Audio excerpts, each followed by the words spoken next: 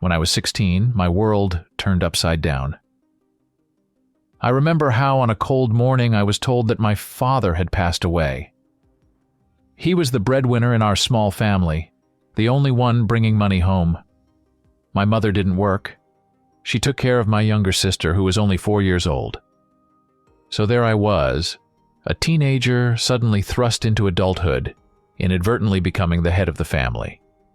Finding a job wasn't easy, but eventually I managed. I landed a gig at a local pizza joint. It was noisy, always smelled of dough and cheese.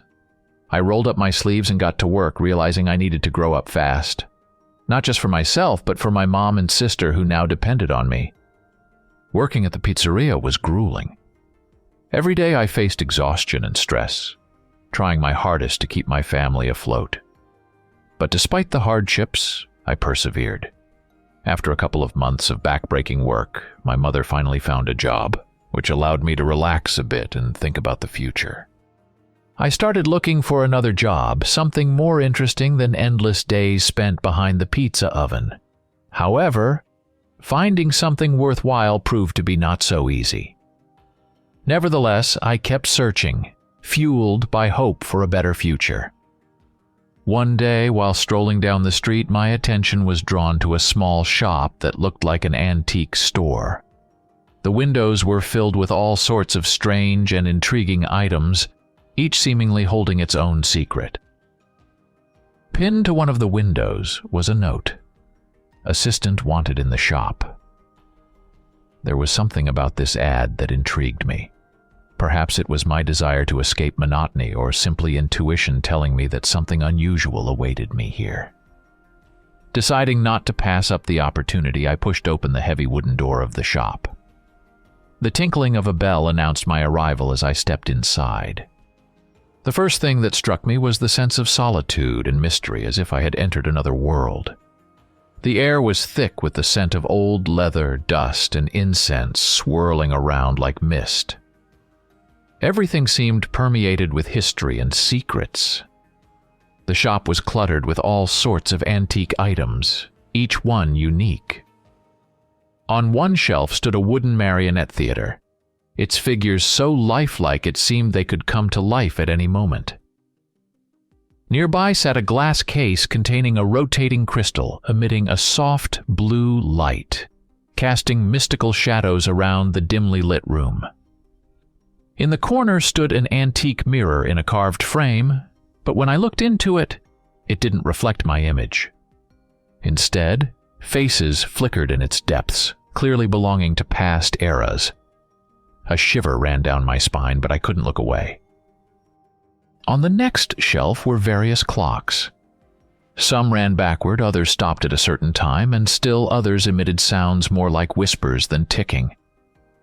Among them stood an ancient clock box adorned with images of the sun, moon, and stars, as if it could control time itself.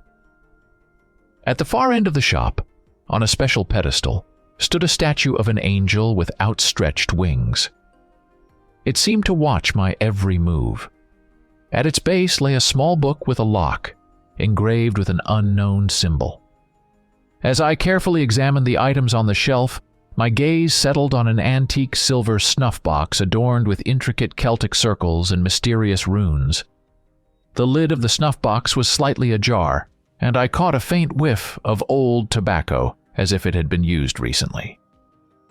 Suddenly I heard a slight rustle behind me, and turning around, I saw an old man.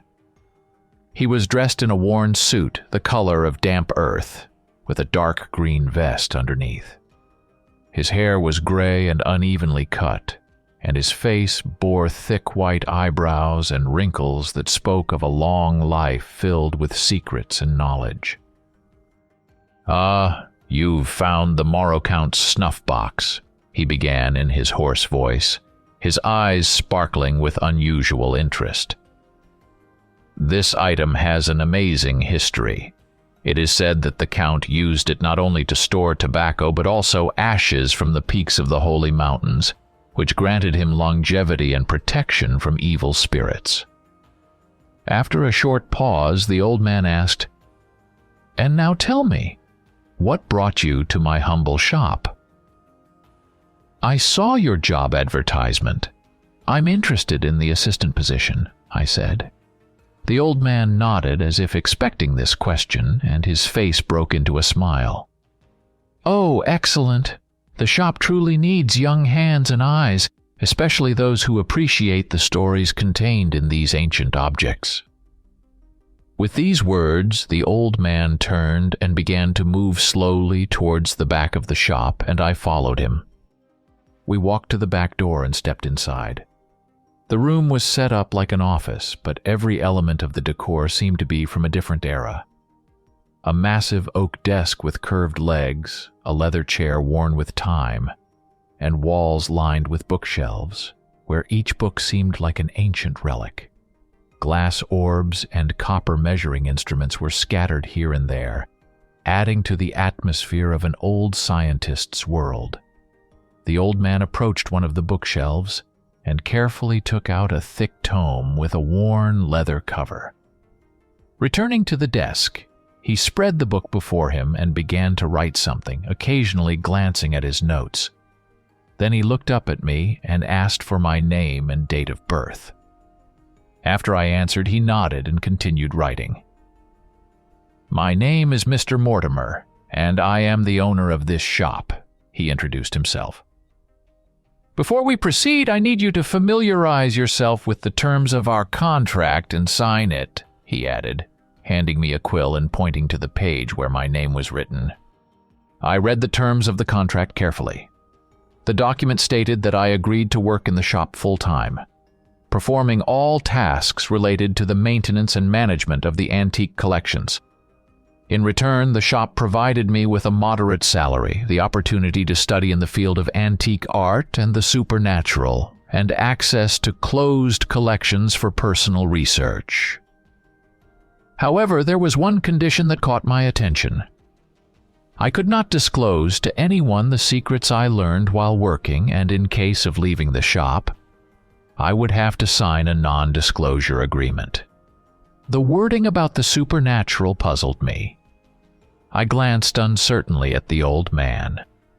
"This contract binds you to the shop not only legally but also morally. You will be part of something much bigger than just a shop," Mr. Mortimer said quietly, staring at me through his antique glasses. Before signing the contract, I felt a mixture of excitement and hesitation. Questions whirled in my head about what I was getting myself into. "Mr. Mortimer, what exactly does access to closed collections mean?" I asked, trying to understand the depth of my responsibilities. It means you'll be able to study the most valuable and unique items that are not on display to the public. It's a special privilege available only to selected employees," he replied with a slight smile. "And how often can I use these resources for personal research?" was my next question. "You can use them quite freely as long as it doesn't interfere with your daily duties. We value curiosity and a thirst for knowledge," the old man explained. His answers reassured me, and I decided to sign the contract. Taking the quill, I carefully wrote my name. As the quill touched the paper, the page suddenly burst into bright flames, which quickly turned the document to ashes. I jumped in surprise, but Mr. Mortimer calmly closed the book and placed it back on the shelf. "How did you do that?" I couldn't help but ask. "Oh, just old tricks," he replied with a mysterious smile.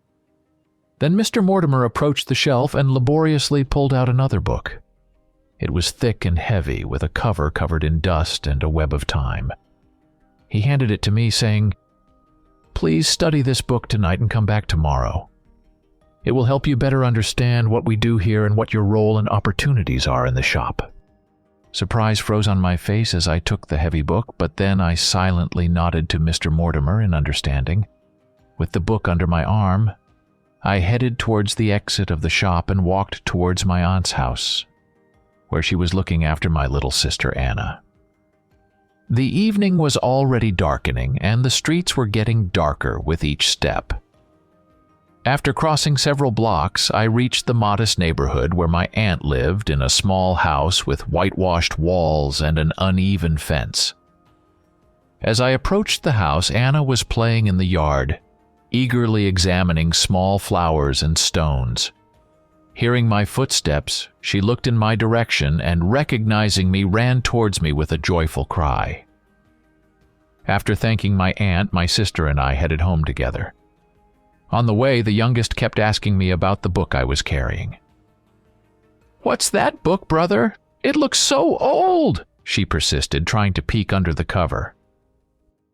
"It's a study book, Anna. It will help me learn a lot of new things," I replied, trying to distract her from further questions, as the true purpose of the book was far from as simple as it seemed at first glance. Finally, we arrived home. After dinner, which I cooked for Anna, I put her to bed, covering her with a warm blanket and leaving a night light burning by her bedside. Mom was still on the night shift, so the house was enveloped in silence and tranquility, creating the perfect conditions for reading. Sitting down at the table, I picked up the book. The night outside filled the room with soft shadows, and the only light from the lamp on the table illuminated this ancient tome.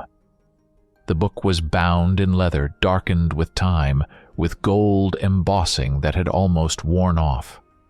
The corners of the cover were frayed, as if the book had survived more than 1 century, and each page seemed to whisper about times long gone.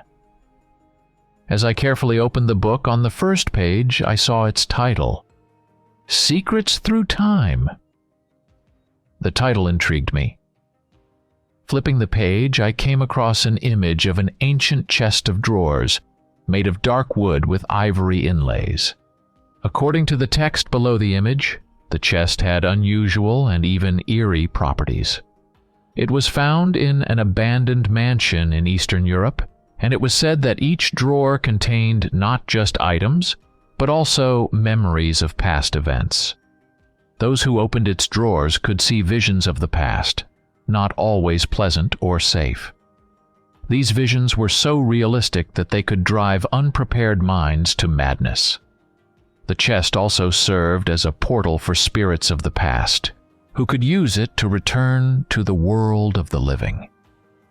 Sometimes the spirits were peaceful, but more often they were unhappy or malevolent souls, thirsting for revenge or to continue their unfinished business. As I read the description of the ancient chest of drawers, I couldn't help but ponder. Mr. Mortimer's shop might not just be a place to sell antiques, but also a gateway to something deeply mystical and otherworldly. This thought frightened me, but at the same time it intrigued me. A young and curious teenager who didn't fully grasp the potential danger of such things. With a deep sigh, I turned the page, expecting to see something even stranger, and the book did not disappoint. On the next page was an image of a strange musical instrument which, according to the text, was called the whispering violin. This instrument was made of black wood, adorned with dark patterns and strange symbols, which were said to be the language of spirits. The whispering violin had the ability to produce melodies that not only made listeners experience deep and often frightening emotions, but could also evoke visions from other worlds or past lives. Only those who possessed a special gift of vision or a connection to the other world could play it, because the music it produced was so powerful that it could open doors to other dimensions. It was said that once a musician, unaware of the instrument's power, played it in public, leading to a mass trance during which people saw horrifying scenes of past wars and disasters. After this incident, the whispering violin was hidden away so that no one could ever again wield its dangerous power. As I contemplated this description, I felt shivers down my spine. Turning the pages of the ancient book, I came across a section dedicated to a strange ritual involving the dead. It described the ritual of the Mirror of Shadows, which was conducted using a mirror that absorbed the souls of the deceased. According to the text, this mirror could be used to communicate with the spirits of the departed, but any mistake in the ritual could release these souls into the world of the living. As I delved into the reading, strange things suddenly began happening in the room. The lamp on the table started flickering as if trying to warn of something, and the wind sighing outside made the curtains flutter excitedly. A sense of fear enveloped me, but I tried not to panic. Continuing to read, I heard a knock on the window. My heart pounded in my ears. I jumped up and, rushing to the window, sharply pulled back the curtains. There was no one outside the window. What is happening? I grew increasingly frightened, but Mr. Mortimer's task to read the book to the end did not allow me to stop.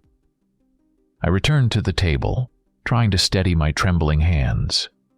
With each rustle of the page, it seemed that the sounds around me grew louder. Creaks of the floor, the rustle of the wind around the house. Even my own breathing seemed too loud. With great effort to concentrate, I continued reading, trying to ignore the inexplicable sounds and movements around me. The descriptions of the rituals and their consequences became even darker, and the stories of lost souls released from the mirror made me glance over my shoulder. But I knew I had to finish reading the book, no matter what was happening around me. The next morning I got up early, exhausted from the nightmares that had haunted me all night. Despite the horrors that plagued me in my sleep, reading the book left an indelible impression. It was truly mesmerizing. Mom had already returned from work and was sleeping in her bedroom, exhausted after the night shift. After preparing breakfast, feeding my younger sister Anna, and then taking her to my aunt's, I returned to work at the antique shop, taking the book with me. When I entered the shop, I saw its owner standing, looking at one exhibit. Then he turned and seemed surprised to see me. Then, looking at me with a deep gaze, he asked, "Did you finish reading the book?" I nodded, and his face brightened with approval. "Well done. Now you're ready for your first task," he said, pointing me towards the exhibits that needed to be dusted. As I began working, I already knew the properties of many of these items thanks to the book I had read, although I still found it hard to believe it all. Particularly intriguing to me was the puppet theater, which, according to the book, possessed remarkable properties. This theater was created centuries ago by a talented puppeteer who imbued his puppets with life using ancient magic spells. It was said that the puppets could move on their own when no one was watching, and their performances opened gates to their inner worlds and fears, making each show a unique psychological journey. After finishing with the theater, my attention was drawn to a glass box with a crystal inside, standing on a separate pedestal under protective glass. This item looked exceptionally attractive. The box was made of clear crystal glass with a delicate silver frame, and inside rested a crystal of a soft blue color, emitting a faint, almost imperceptible light. According to the book I had read the previous day, the crystal had the ability to absorb and retain emotions. Anyone who touched the box could feel a flow of their recent experiences, as if the crystal reflected everything the person had been feeling lately. Moreover, the crystal could even show fragments of memories or moments from the lives of other people who had ever interacted with it. This feature made the crystal not only a fascinating artifact for study, but also a potentially dangerous object, capable of revealing deeper and possibly darker sides of one's consciousness or another's experience. The book emphasized that one must handle such a crystal with caution, especially if the person was not ready to confront deep personal experiences or secrets hidden in the depths of their soul. As I cleaned the box, I gently touched its glass surface, feeling the coolness and the slight pulsation of the crystal, as if it was responding to my touch. Wow! A week had passed since I started working for Mr. Mortimer. He assigned me various tasks related to caring for antiques, as well as studying and cataloging new arrivals. Despite the lack of customers, I didn't particularly mind. The work turned out to be fascinating, and the pay was quite generous. But one day, the monotony of the daily routine was interrupted by the sudden arrival of a visitor. He was a middle-aged man, dressed in a slightly worn coat and hat, giving him the appearance of a wandering professor or researcher. His hair was slightly gray, and he wore glasses with thick lenses, which made his gaze particularly penetrating. The man's gait was hesitant, as if he had wandered in here by accident, led by his curiosity. He slowly toured the shop, carefully examining each item, stopping to study the details and intricacies. His attention was drawn to a small statue made of dark stone, depicting a mythical figure with intertwined snakes around its body, resembling a guardian or gatekeeper of another world. This statue was known among knowledgeable people as the Guardian of the Cursed. According to legend, it was created in ancient times as a symbol of protection against evil spirits, but later began to attract dark forces to itself. Those who owned the statue experienced strange and frightening visions at night, dreaming of lost souls seeking liberation or revenge. It was believed that the statue cursed its owner, binding their fate to the souls it harbored. The man seemed fascinated by this mysterious statue, unaware of its grim reputation. He examined it carefully, turning it in his hands, and his eyes reflected a mixture of surprise and admiration. I watched him from a distance, hesitating whether to warn him about the curse.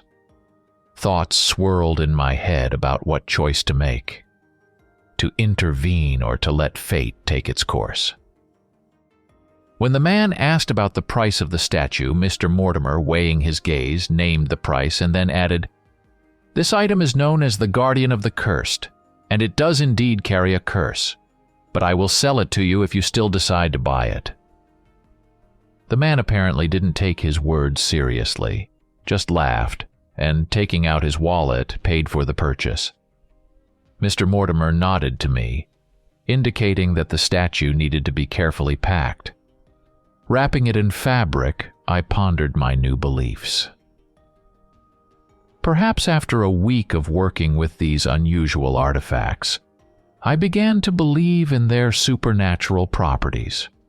Or perhaps my proximity to these items had made me more sensitive to the unknown.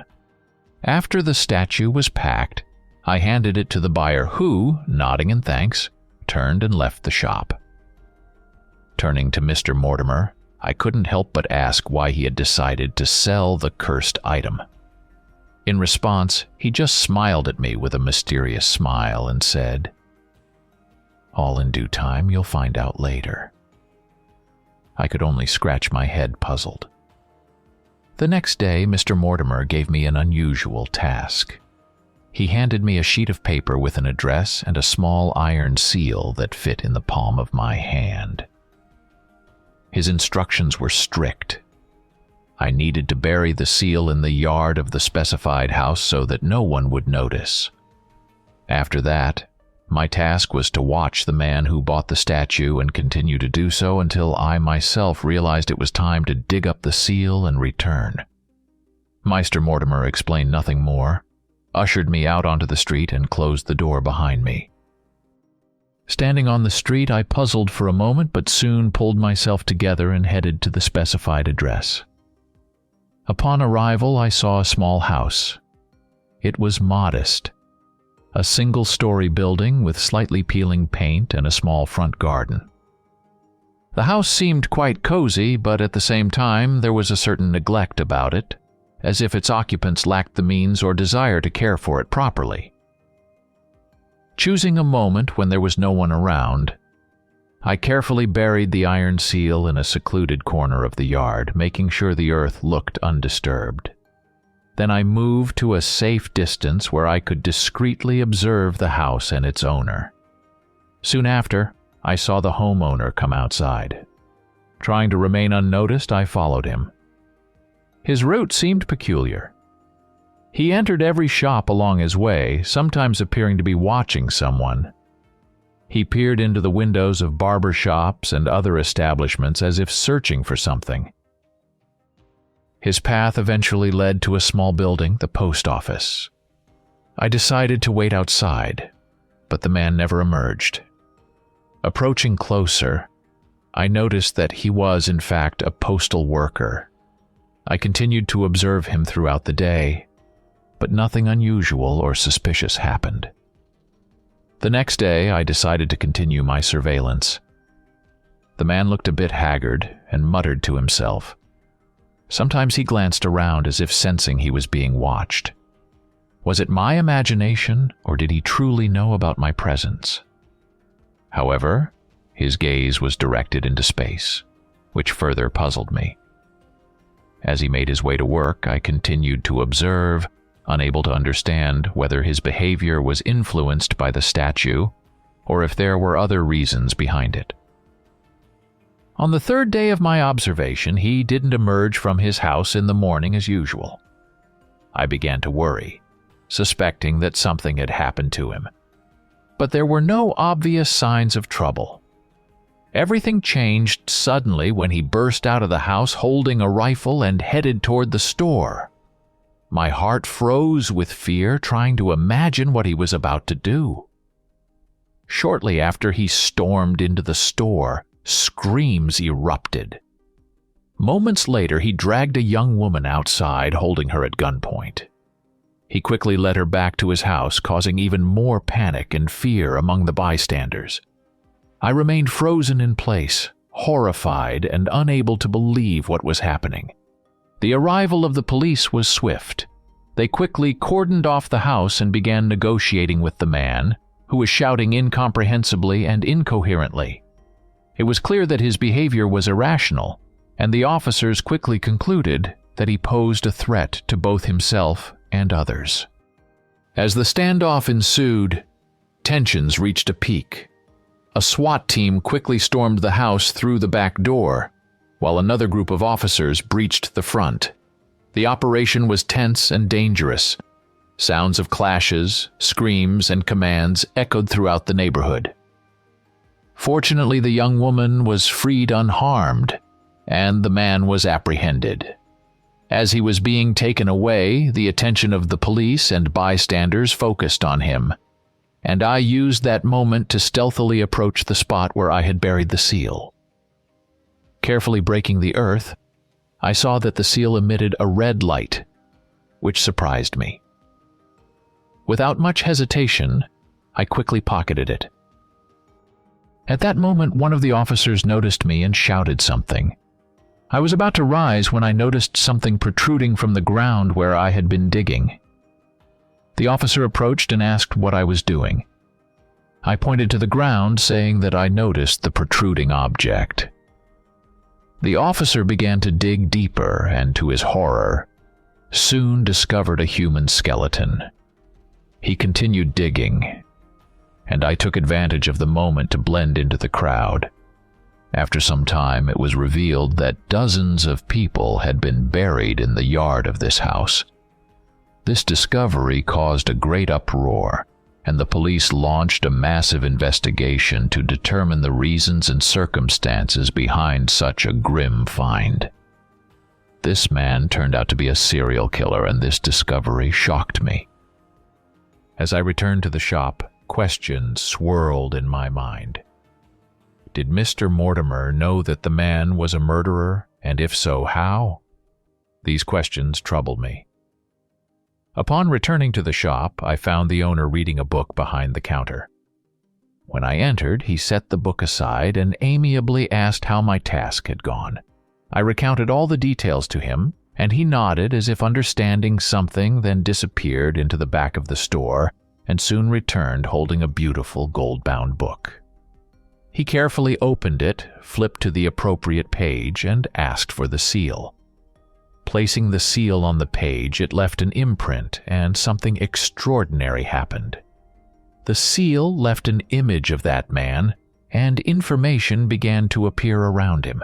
His name, place of work, and most importantly, a detailed description of his sins. As the page filled up, the book brightly flashed and returned to its original state. I stood there with my mouth agape, then turned and asked the owner who he was. Meister Mortimer smiled and replied, "I'm just an ordinary old man," and taking the book, disappeared into the back room. Some time passed, and no new orders came into the shop, so I continued with my daily duties, uncovering more and more secrets of this place. One day I became intrigued by a strange mirror that for some reason didn't reflect my image. Noticing that Meister Mortimer carefully avoided passing by the mirror when I was looking into it, my curiosity grew. I decided to find out what was behind his peculiar behavior. I began to observe the mirror, trying to catch the moment when Mr. Mortimer would be nearby. Finally, one day, I succeeded. What I saw in the mirror shocked me. Reflected, there was a tall man with thick black hair and a handsome face, fangs protruding from the corners of his mouth. He looked like a vampire from ancient legends. I barely had time to examine him, as the owner quickly disappeared, and I wasn't sure if he noticed my alarm or realized that I had seen his reflection. Despite the shock, I decided not to reveal my agitation and continued to behave as usual. This discovery turned my understanding of everything I knew about Mr. Mortimer upside down. My mind was swirling with questions. Who was he really?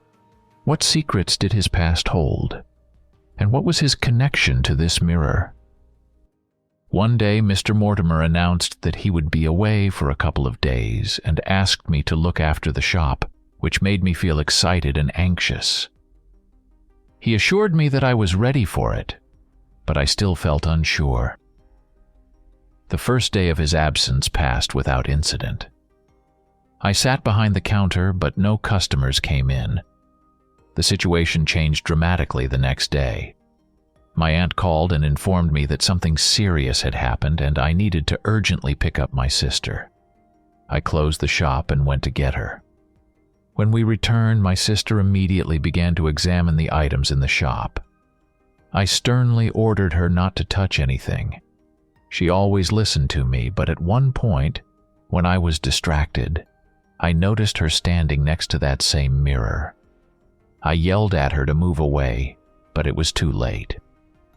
A hand burst out of the mirror, instantly dragging her inside, and my sister disappeared before my eyes. In desperation, I rushed to the mirror, but by that time it had become solid again, like ordinary glass. There was no trace of what had just happened, except for the deep horror I felt. Being completely at a loss and not knowing what to do next, I began to search for a way to bring my sister back.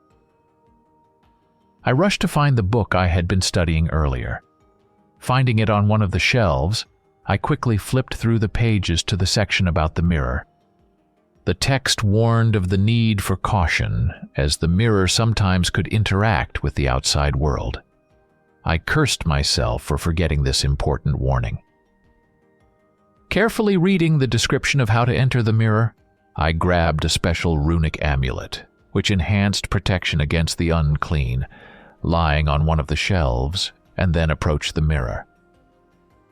Gathering my willpower, I uttered the incantation, following the instructions in the book. After that, I cautiously touched the surface of the mirror with my hand. It began to flicker and vibrate, and its surface suddenly became like water. Tensing, I took a step forward, and to my surprise, the mirrored surface enveloped me, allowing me to pass through. As soon as I found myself on the other side, the mirror returned to its usual state, and I discovered myself in a completely different world. It was a misty forest, and I began to call out for my sister, but my voice got lost among the trees, finding no response. With each of my cries, the fog seemed to thicken, and the sounds became more mysterious and unsettling. I decided to follow a narrow path cutting through the forest. The damp leaves underfoot rustled and slid, creating a sense of instability with each step. To the sides, my gaze revealed twisted tree trunks, forming strange and unpredictable shapes.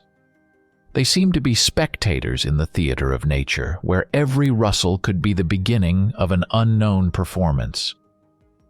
Shadows stretched through the fog, sometimes gliding along the ground next to me. They seemed detached from their owners, autonomous entities, bending and disappearing as soon as I tried to focus on them. Sometimes it felt like they were whispering, awakening ancient fears lurking deep within my subconscious. Strange sounds filled the air, creaks, groans, and sudden screams, causing me to stop and listen. These sounds sometimes came from afar, sometimes suddenly appeared nearby, creating an illusion of the presence of someone invisible. The wind piercing through the forest carried echoes of voices, or perhaps warnings, intensifying the feeling of anxiety and unreality of what was happening. As I progressed forward, the path became more unstable and uncertain. Every step required effort and attention to avoid losing landmarks and straying from the path. At the end of the path cutting through the misty forest, I discovered an ancient house. The structure looked abandoned and ominous. Its walls were covered with moss and lichen, the roof sagged and weathered in places, and the windows were dusty and cobweb-covered, giving the impression that the house was staring at me with multiple dull eyes. With caution, calling for my sister, I entered inside. The air in the house was cold, and there was a smell of age and mold. I slowly made my way through the corridor leading to the central room. In the room stood an old bed with tattered blankets and a wardrobe, whose doors were slightly ajar. Suddenly, I noticed the door of the room trembling slightly.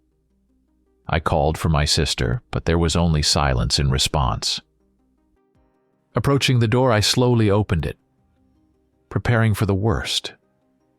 However, inside, I found my sister huddled in a corner and trembling with fear. When I lifted her up, she barely whispered, "He's somewhere here." "Who's here?" I asked, scanning the room. At that moment, the face of a creature resembling a troll with horns appeared in the window. The monster stared at us, unblinking, and turned its head as if scrutinizing us. Its eyes were large and dark, its face covered with rough, wrinkled skin, and two curved horns protruded from its forehead. Such a sight was shocking and incomprehensible. Suddenly, the creature disappeared, as if it had never been there. This frightened me, and I ran, carrying my sister, trying to get out of this ominous house as quickly as possible, to return to the mirror and attempt to go back to our world. As soon as we left the room, the entire house suddenly began to change.